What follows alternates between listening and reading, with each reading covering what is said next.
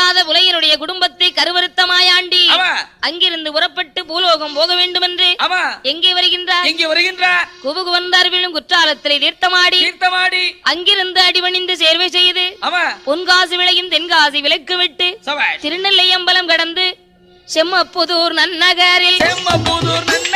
சிறப்புடனே வந்தமர்ந்து ஊருக்கு ஒரு புறத்தில் உற்றதொரு வீதியிலே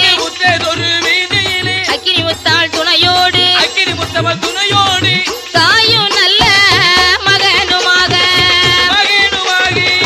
தான் அமர்ந்தார் மாயாண்டி மகனுமாக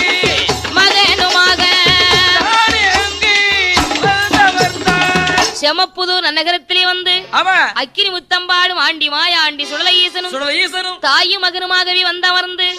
அங்கு உள்ள சத்திரிய குல மக்களுக்கு எந்த குறையும் வராமல் ஆள் போல் தலைக்கு வைத்து அருகு போல் வேறு ஊன்றி மூங்கில் போல் பண்ணை வைத்து முஷியாது வாழ வைப்பார்.